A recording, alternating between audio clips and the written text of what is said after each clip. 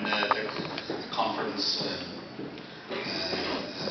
hadn't taken place, and I think your attendance here today and the number of people visiting the trade stands outside, I think, are testimony to the need for such a conference.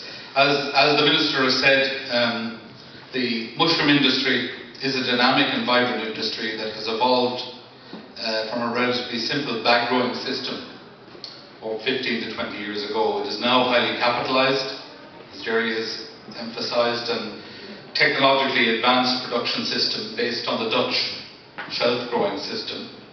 The system requires bulk incubated phase 3 compost, and the industry has made major investments, as you're all aware, in this area over the past 10 years. Over 70% of mushrooms are now produced on phase 3 compost. And Ireland can now claim, I think it's fair to say, to have some of the most modern farms in Europe. And on Irish farms you'll find compost facilities that are now regularly visited by growers from other mushroom producing countries.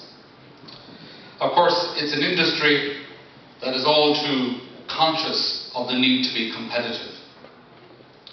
Against a background of ever-decreasing profit margins and particularly increasing energy costs, growers are constantly looking to improve efficiency by investing in alternative energy sources such as biomass boilers, wind turbines and heat recovery units. And this topic is addressed later on today, and indeed many of the trade exhibits address the technologies that are currently available in these areas.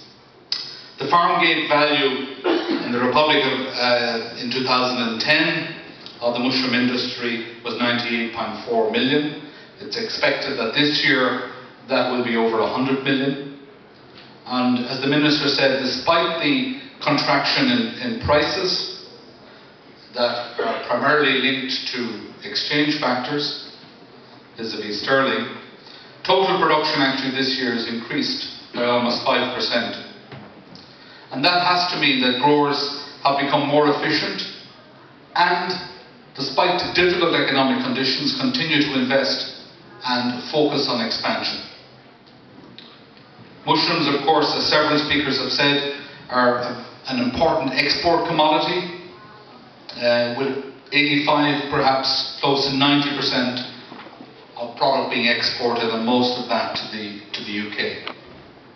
Fresh products are on supermarket shelves every day of the week, which is an extraordinary achievement. As far as Teagasc is concerned, our interest and involvement in the mushroom industry goes back a long time. Indeed, I often cite the mushroom industry as one of the examples where research in a very practical way can generate real benefits for producers. And I think it's fair to say that the industry in Ireland commenced very much to be a significant industry when research got closely involved with producers alongside an effective advisory and education service. And our activities today, while they're much more limited than we would like them to be and than they were in the past, nonetheless we're trying to exploit the benefits that come from integrating research with advice and with education.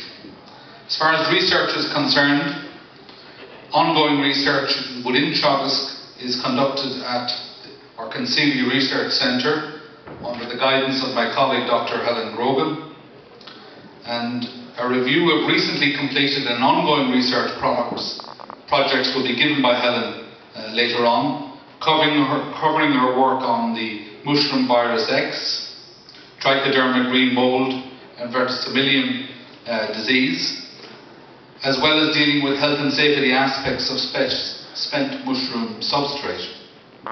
The Mushroom Research Group, while it's small, is of very high quality, publishing at the highest level, and I'm glad to say being very successful recently in winning major research contracts that will rebound to the benefit of the mushroom sector.